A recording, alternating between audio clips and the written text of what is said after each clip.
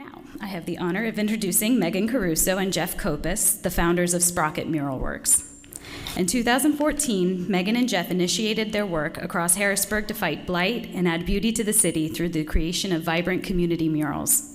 Through civic engagement and by empowering residents to make visible change to their neighborhood, they've displayed the power of art and murals to transform communities. In addition to their devoted time with the Sprocket MuralWorks, Megan serves as the creative director for The Berg, Harrisburg's community magazine, and is a practicing ceramic artist under the name Quiet Clay.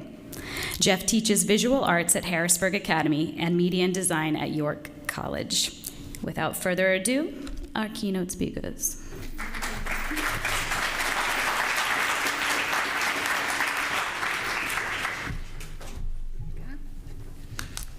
Thank you for the introduction, Leslie. Thank you, everyone, for sticking around to the end of the conference. Have you had a good conference so far? Yeah. So as Leslie introduced us, I'm Jeff Copus, and I'm Megan Caruso, Sprocket MuralWorks. Sprocket MuralWorks. We were asked to talk on a bit about advocacy. You've heard about activism, awareness, and now advocacy today. And when we started brainstorming, we didn't really think about what we do as advocacy. We just do it. And that's probably much like what you do. You just do the things that you love, you teach, and try to infect your students with this love of art. So we started looking at what we did as like infecting the entire community. So we're going to talk about our mural virus and how we caught it and how it's spreading and how you're going to leave with it. Go back, yeah. So as Jeff was saying, when we got together and we looked at like the process of Sprocket, it really started with Jeff and I, which we'll tell our stories separately, us coming together with this idea. So that's how we see this mural virus. It's actually the spreading of an idea, and it's also a way of seeing. So how we got infected. So I, as in the introduction said, I'm the creative director for The Berg.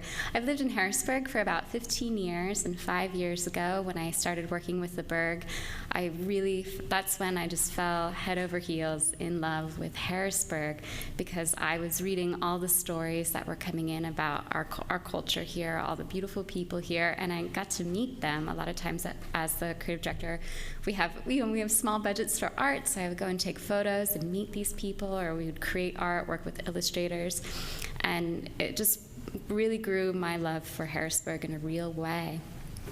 So this is our images of The Berg.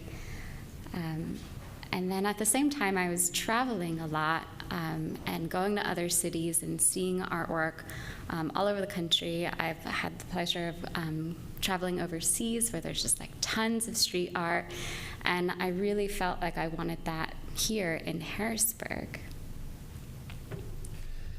And at the same time, Meg was collecting images of murals and projects. I was finishing up grad school and working on using art as community building.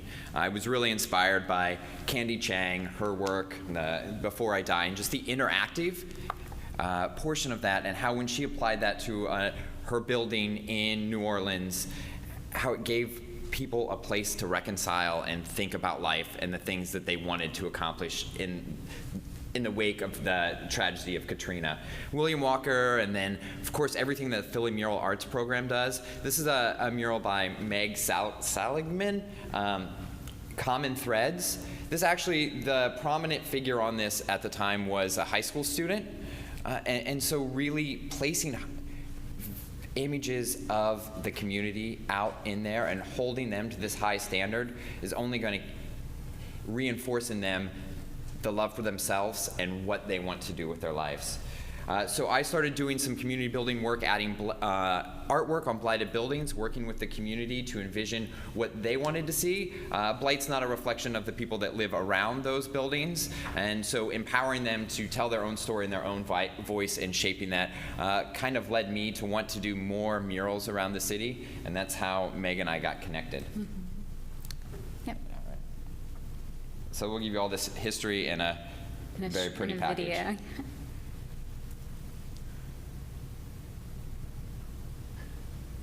I've been watching the documentaries about Franklin Delano Roosevelt, and he is probably my all-time favorite president because during the Depression, when there was no money for anything, what did he do? He funded artists because he knew that the country was in such bad shape that the people needed their souls to be fed. What we value as art in the city of Harrisburg says a lot about who we are. Here in Harrisburg, we're plagued by blight. Urban blight is when buildings or spaces are abandoned and neglected, and I think murals can help address that need. A central part of the war on blight is civic engagement, and it is about empowering neighborhoods, and it is also about inspiring people to believe that change is possible. And I think that's where murals come in. Harrisburg is such a historically rich place. So many people have implemented so many beautiful things here. And I like murals for this place because it sort of anchors it. We had learned about this artist, Tony Truesdale, who had painted this incredible mural on the topic of Underground Railroad. Same week, I get tapped on the shoulder by Lori Fortini, who says, "You gotta see something." And we go into this house that had been untouched for a number of years and had been lived in by a hoarder.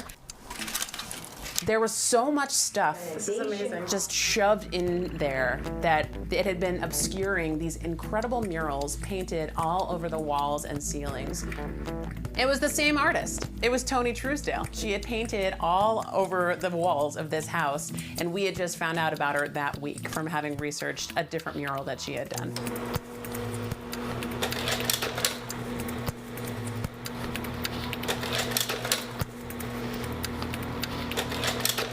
My interest in art and activism as a way of community building kind of led me to murals.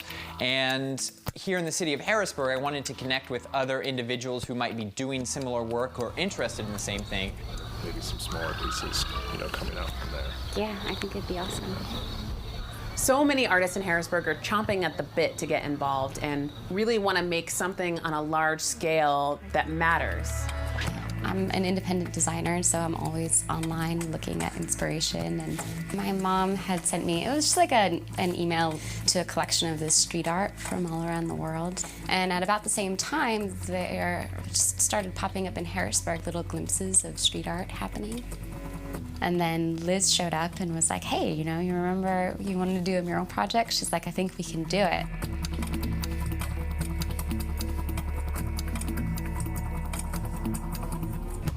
My friend Jeff reached out to me separately saying, "Hey, I'm interested in doing something with murals." Kind of was like this serendipitous thing. Because I was in a place where I was like, we need so much to make this happen. And Liz kind of, reassured me. And she introduced me to Jeff and was like, "Really, Meg, all we need are walls and paint and an artist. Like, it could be as simple as that."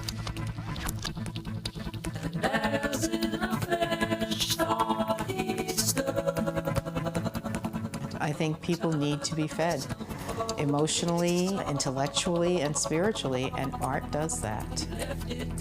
Artists are very special people. They do what they do from their soul. So this little section, do you see this guy with the balloons? That's what's right here. When you see their little hands and their giant paintbrushes trying so hard to paint along the lines and really taking care to do it, helping each other, and I don't know, it just really struck me. And I used to think that good design could change people's thoughts and action. But now I realize it's the process that can really affect change.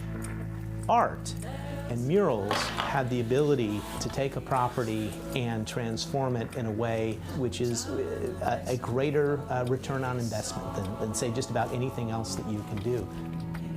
Harrisburg needs Sprocket MuralWorks to address the needs of blight and to help add unexpected surprises around every corner. So you've seen these walls. Let's see them differently together.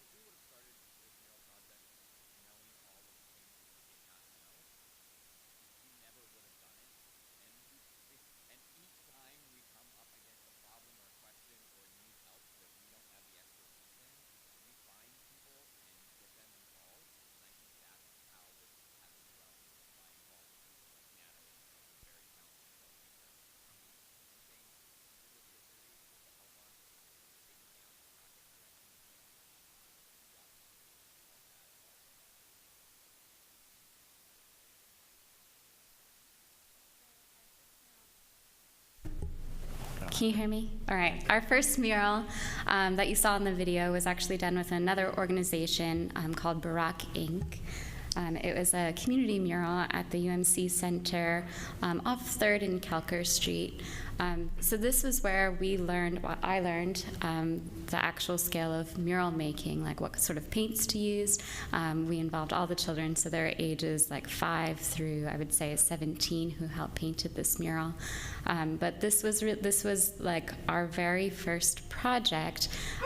We were paid a sum of money, which we then donated to Sprocket, and then along with a couple other grants, we were able to hire artists to paint other murals in the community. So this is the finished work of the community center mural. And then our first project was Recycle Bicycle. This is located on Atlas Street, near Atlas and Emerald Street, so it's past Maclay. It's in a pretty blighted area. As you can see, all of the windows were broken in this building. Recycle Bicycle is a really amazing organization, so you can come and learn how to build a bike, and you have to put in the 40 hours to do it, but then at the end you get to keep your bike. So when they first moved in, there was like spray paint all over, curse words. So we came in and we worked with an artist named Ralphie Seguinot. He was actually doing street art around Harrisburg, and we tracked him down.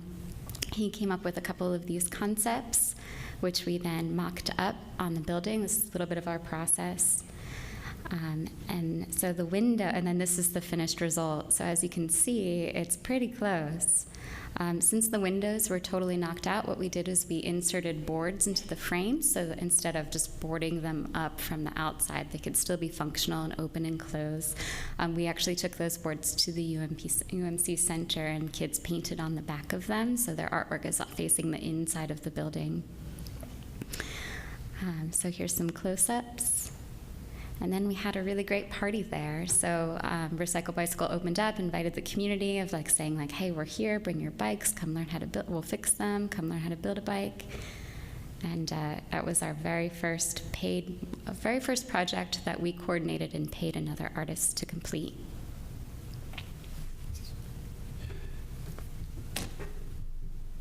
So as we talk about infecting others and how we get them excited, it's sharing the love that we have with them, and you all have love for your own things, your own city, your own space.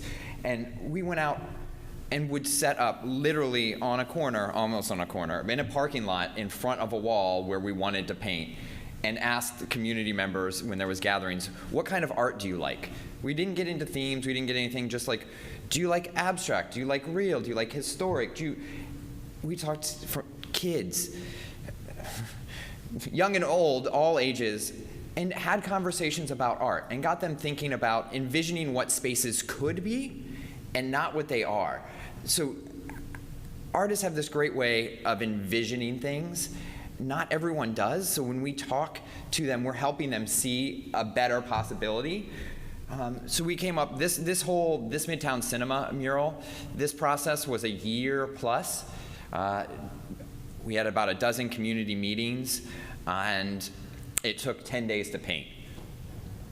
So the community hated everything we put out there at first, and by the community, so these are flyers. We went around door to door, and put flyers in around the neighborhood to say, come talk about art with us, come share what you like, come look at what's going to be here. So we're gradually pushing that virus out there and getting people wondering, questioning, and thinking about what they want. The final design they went with was based off of a font and a grid system, and it really serves now as an anchor point for the Midtown neighborhood. Yeah, you're. Mm-hmm. So the last thing was infecting others through basically engagement and talking to people. This is actually an example of infecting others through a way of seeing. So when Jeff and I were planning this mural project, I spent a lot of my free time driving around. We're always texting each other pictures of blank walls, like, oh, this would make a great spot for a mural. We have literally like hundreds of photos of blank walls. So what we decided to do, we actually got invited to do a gallery show at WITF. So we invited our local artist friends to submit artwork, and we photoshopped their artwork onto these blank pictures of walls. We hung their original artwork, and then we also hung these photoshopped pictures of what Harrisburg could look like if it was covered with art by local artists. So none of these are real. These are all just photoshopped on here. This was like our way of expressing like our vision and our dream. Like, hey everyone, this is what it could look like. So with these visuals, it was so much easier. You can talk about what you're trying to do, but someone led the design thinking yesterday, and you probably talked about it, but they're like, one of the ethos of the Stanford D School design thinking is like show, don't tell. So like show what you're trying to do, and by showing this, it made it much easier to infect other people. Because they were like, oh, sure, painting something on there, okay. And now you show them a picture and like, whoa, now I get it. Now I understand what you're trying to do. Sorry, go on. No, it's fine. So a lot of these walls that we've collected, we've actually painted, which is very satisfying to do. All right, what's this? Okay. All right, so another way to spread the virus was actually like through action. So during this time, like while we were collecting information from people about the Midtown Cinema mural, while we were doing this gallery show, we actually created a series of 4 different murals over a short amount of time. So this is, again, another peek into our process. Somebody came to us with a wall. We connected with an artist, and this is the concept that they went with, and this is the final execution. This is an artist, local artist named Erin Rook. She's from Carlisle. This was her very first mural. So we taught her how to make a mural. And Erin definitely caught the virus. Yes. Once she finished this, the number of texts and calls we got about where's the next wall I can paint. And she started going out and finding her own mural projects and has several around. And so this thing continues to grow beyond what we're doing, and that's amazing. And I think that's, as educators, we want this, everything we do to grow beyond our walls, so trying to show them what's possible. That's Erin. Yep, there's Erin. You want to talk about that? Sure. Then another way we got out there was the internet. So we brought in an artist. Internet virus. Internet virus. No, I don't think we want an internet virus here. We launched one of our biggest projects. We launched through a Kickstarter. We brought in an artist, Crystal Wagner. We were lucky enough to have her in Harrisburg for a little bit. She has East Coast, West Coast representation. She wrapped buildings in Poland and She's a Berlin. very well-known artist. She does installations in Times Square, Singapore. Like, she travels all over the world, and we were really lucky to have her in Harrisburg for a few short years. So we were able to raise about $6,000 through a Kickstarter. Didn't cover the entire cost of this, but it was enough to offset what we needed to make it happen. And then we got more supporters, people that were interested, and they put money into this. They got some swag, but they wanted to see this project come to life.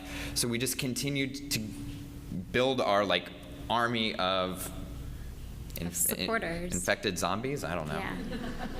Yeah. So around the same time, we had this artist named Rocky Woodling. He's amazing. He came to us because he was really interested in this particular space. He came to us with this full proposal, and he said, I've never legally painted a piece of public art before, and I would really like to paint this space. Can you help me? And he jokes about it. He's like, can you help me be a day walker so I don't have to paint at night? And Jeff and I were kind of unsure, because this space, it's really uncertain who owns it. And within a week, we had 3 or 4 quasi-governmental agencies, different entities, all give us the thumbs up to say, yes, we can paint it. So again, we infected others in our city to help give us support to allow us to paint these places. And they were some key infected people too that made this happen. Because we had allies then in city council and in city hall and on other entities in the city itself. So it made, when we made these asks, they were already excited about things that were going on in the city. So we're like, sure, paint this, paint that. Yeah, so we actually went around to HARB, which is the Architectural Review Board, before we had put paint on anything. It was like a year before, and we said, we want to do this. Like, how do we work together? What are the rules? And so then, in a way, going and talking to everybody just made people aware. We infected them without even we told them what we were going to do before we even got there.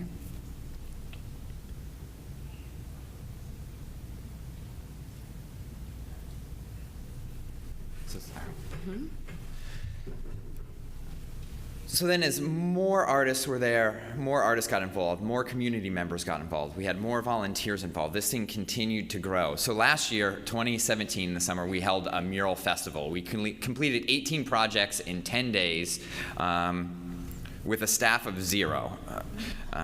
This is all volunteer.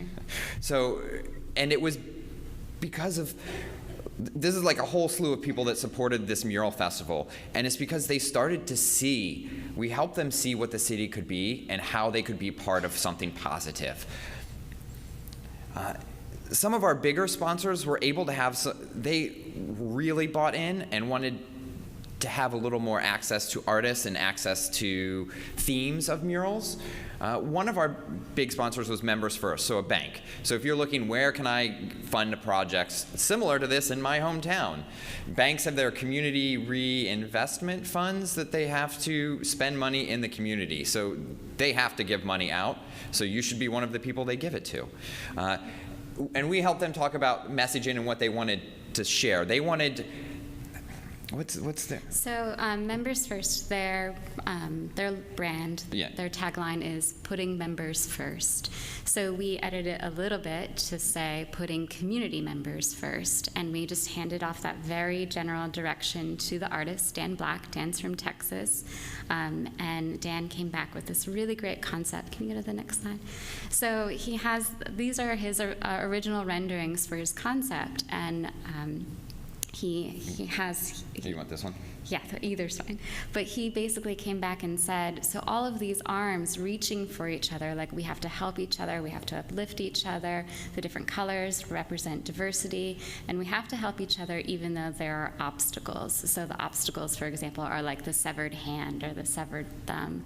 And I think I actually inserted it, so we have to. So here, his words. So this painting is about putting community first and overcoming obstacles to help our neighbors. The hands represent the diverse needs and strengths of the people in our community, and the gaps represent the obstacles we overcome in pursuit of relationship. Together we reach out to connect in new ways and weave strength into each other's lives.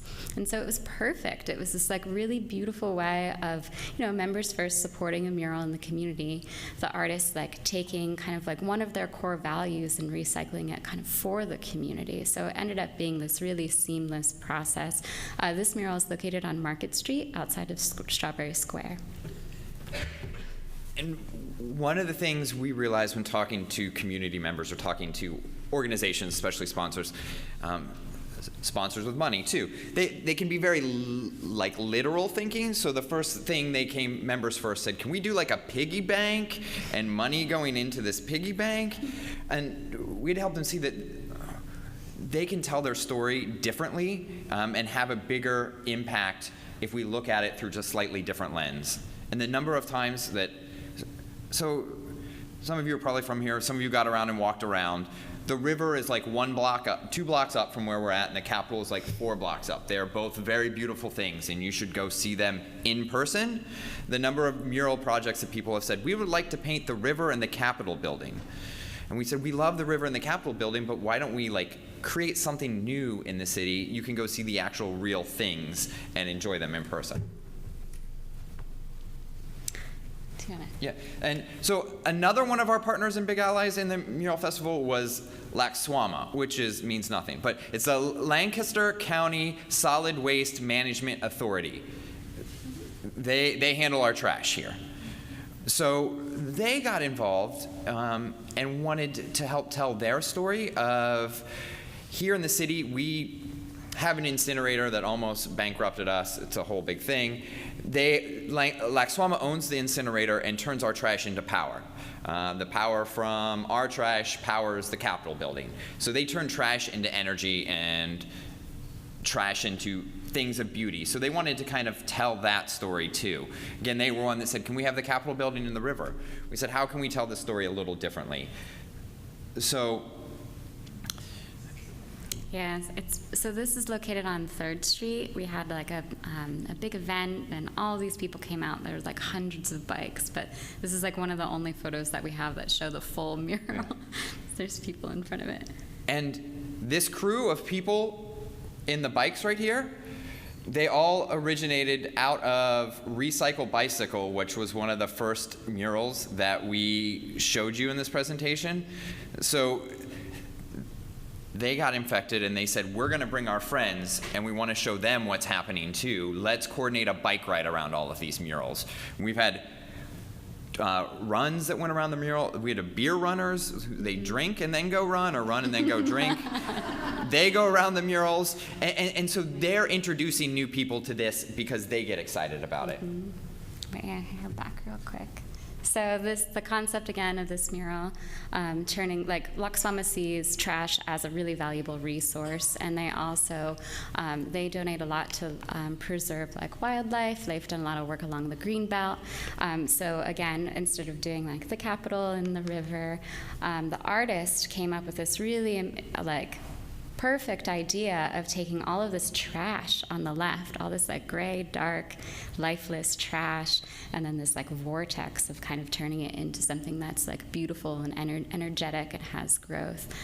So just another example of like trusting an artist and giving them an opportunity to tell a story.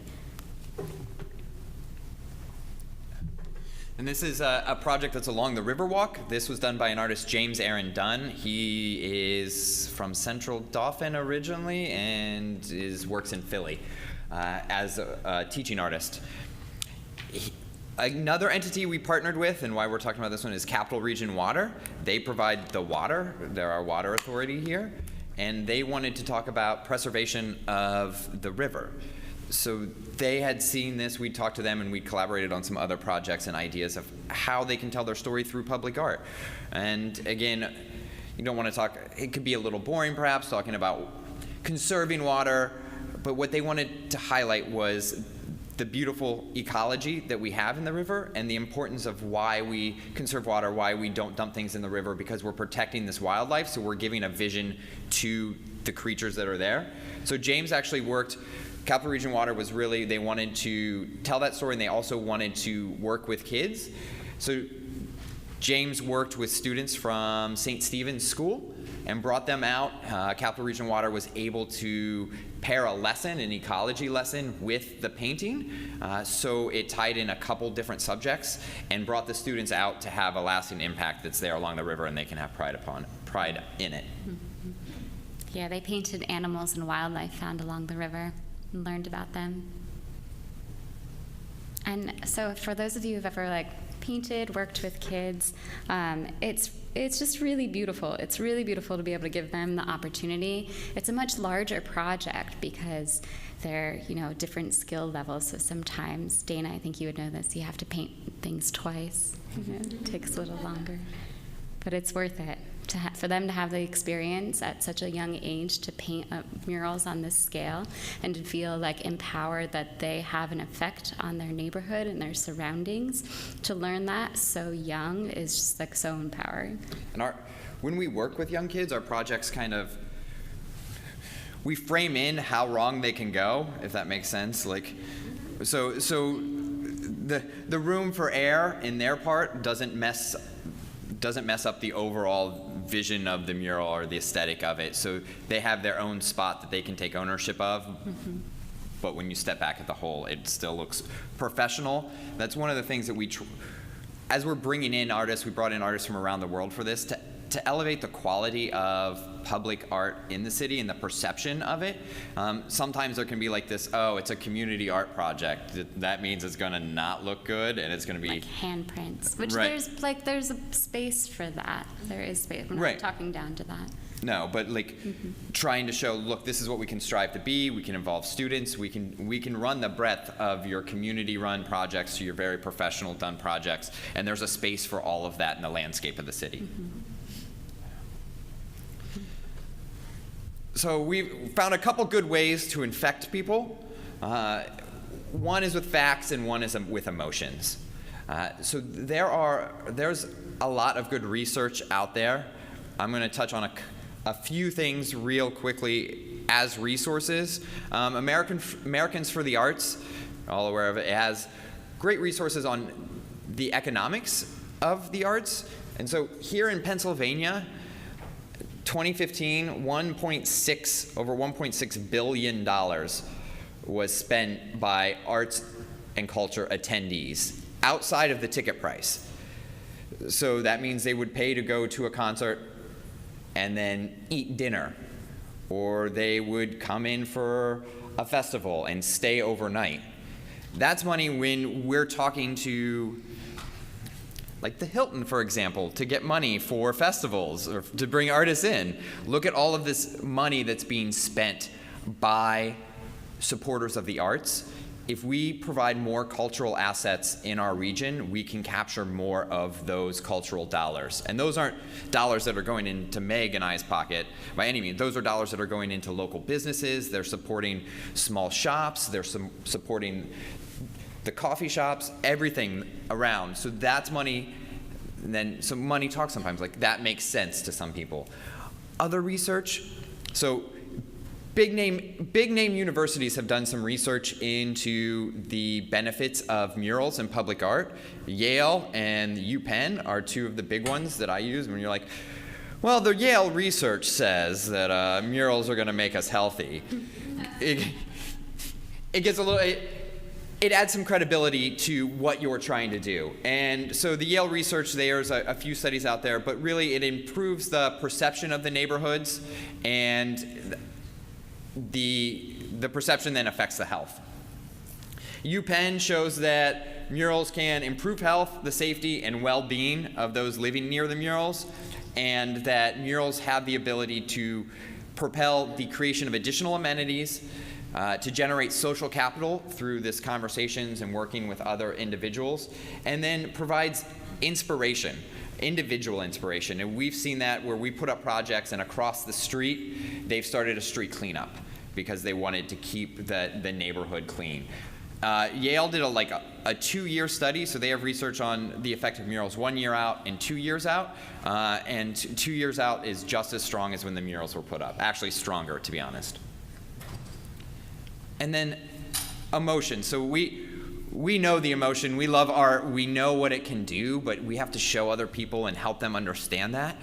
And this is, well, the picture on the right is my single favorite picture. We did 18 murals, 10 days, artists from around the world, and my favorite picture has 2 girls in it that are local, because I feel like this is what we're trying to do. These girls looking up at an artist, dreaming, inspiring, thinking about the world around them, thinking about what now can be a canvas. Meg mentioned that we take pictures of blank walls. We now have people that are sending us pictures of blank walls. Once they realize, whoa, you can add paint to walls, they see blank walls everywhere, and so we have more walls than we know what to do with right now.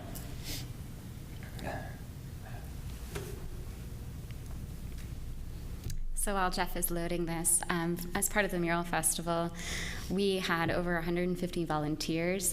We also included a lot of photographers came, since we're talking about taking pictures, took photos for us so that we could use in our presentations, for more marketing. We also had a lot of really talented videographers take some videos, which we'll show here. And I'm thinking about other volunteers, so the skills that we don't have, so many. But right. One of ours, actually it's this one, there'll be an ampersand and you'll see these beautiful trees planted and it makes this beautiful picture.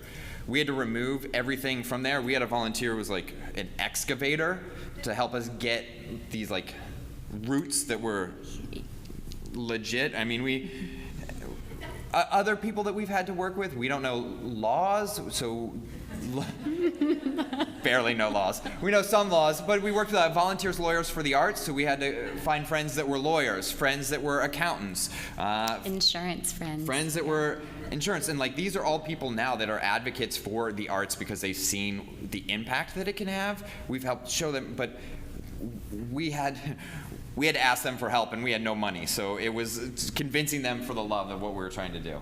So basically, before we started our mural program, we made a list of all the things that we were bad at. So we knew all the people that we had to pull in to help us.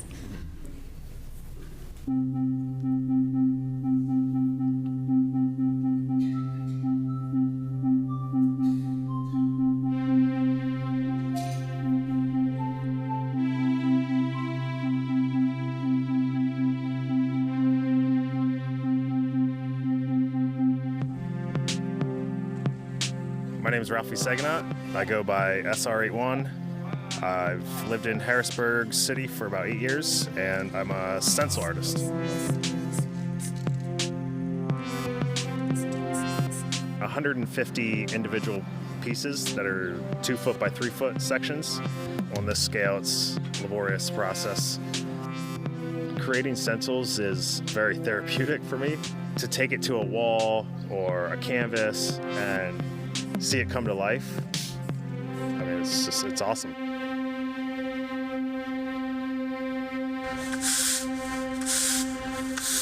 I'm Craig Welsh from Go Welsh Design Studio in Lancaster, Pennsylvania.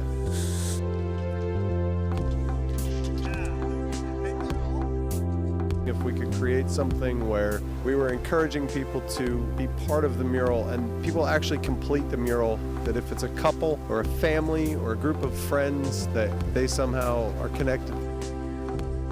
Murals can do tremendous things in bringing a city's self-esteem and their self-image and therefore their outlook on life, possibilities. I think it's really for kids. I think kids start to see that their surroundings are not necessarily limited to what everybody had done to this point, that the murals kind of give a new life to the city that they're part of. And I think that's what we're really trying to do.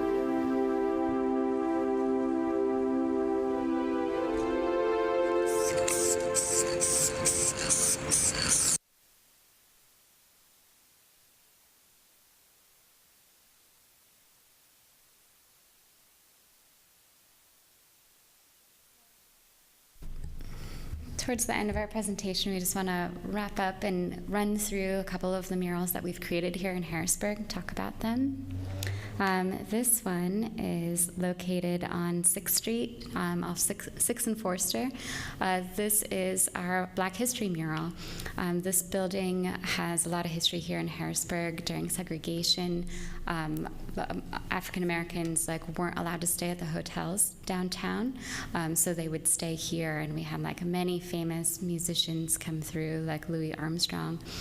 So we really wanted to dedicate this mural to those people here. And this is a really great project by an artist named Cesar Viveros. He actually painted the Mulberry Street Bridge murals, if you're familiar. So we invited him back. His process basically is a giant paint by number. We paint on a substance called parachute cloth. It's kind of the consistency of a dryer sheet, so it's porous. So he projects onto this cloth, traces out all the images, adds all the numbers, mixes all the corresponding paint, and then people can come and paint it, which is what's happening here. Then you basically take this parachute cloth and you wallpaper it up on the building using a gel medium, and it bonds to the building, creating a secure bond. And he's, PAEA helped sponsor a mural about 14 years ago now, 12 years ago, that Cesar did this process, sent panels around the state, and then they all came back. 20 school districts? 20 school districts around the state, and they came back. So when you go to PDE, if you ever go to PDE, you'll see this mural outside. The mural that PAEA did several years ago, done by the same artist. Mm-hmm. So this slide is just an illustration of how it goes up in different panels. I love this mural. All right, so this mural is on 3rd Street. It's right outside Strawberry Square. It's actually painted on a ceiling. This mural is so special because it was 2 first-time muralists collaborating together, painting on a ceiling in traffic. Like, we had to shut down traffic, but they wouldn't let us shut down both lanes. So we can only shut down 1 lane at a time. They're both first time, like, on a lift. And so I'm just so proud of these artists working together to create such a beautiful work.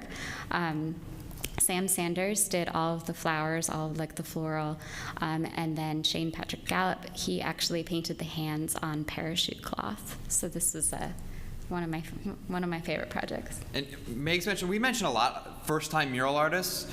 We have had a dozen plus first-time mural artists work on projects here. We were talking about this as we were going through, and it's just you have to trust the artists and give them that opportunity to scale up. And in our experience, they've all risen to the challenge. Mm-hmm. Yeah, this one's up the street on Market Street. We did this as a part of our block party. This is kind of a this artist, Kyle Confer, Philly-based, does like hyper drawing, so he'll record all of his stuff and time-lapse it really fast, all, what do you call it, autonomous? Yeah, it's automatic drawing. So he doesn't plan any of this, and you can really tell when you just see his movements. It's just more of this practice of repetitive movement and like whatever just comes to mind first, and it's all interconnected, and it's really amazing to watch. So this mural had many functions. It served as entertainment at our final event. On the other side, people came and they painted, just kind of like freestyle painting. And then this mural is on Market Street. It's actually boarding up a vacant building where they were having some trouble. People were like nestling. There's an overhang, so people were making it their home. So it actually boards up and beautifies this building until it's renovated. And then when that building is renovated, it can be moved to another location and beautify another space. So when our projects run the gamut, so we don't pretend to think you'll love every mural that's in the city, and I think that is true of any art museum you walk into. You're not going to love everything, but we hope you're going to find one project in the city that you love. So we had some traditional landscape painters working too. This is Jonathan Frazier, a local artist. And then we brought in Vera Primavera is the artist. She's from Ecuador. This was our largest project. And coordinating an international artist brought some of its own headaches and some of its own unknowns. But this is huge, and it's right here on Second and Locust Street. Mm-hmm. So for a little bit of the scale, you can see her on the lift. Mm-hmm. So Vera paints women all over the world. And she does this because she wants little girls to have positive images of women and role models. She has this belief that she doesn't like the way women are represented in the media. So that's like her personal mission. So, yeah. Mm-hmm. And then we held some community paint days too, where we worked specifically on panels. So again, people wanted to get involved in how can we involve 300 people in a project, or how can you involve 300 people in a project. So we broke things down into smaller sections that then became, these are on windows around the city on boarded up buildings. So gave residents the ability to have their hands in artwork and have them be a part of the process too. And again, it's like, they got excited about it, then they wanted to share it with other people and show others the work that they did. We want to infect others and let them go tell the story too.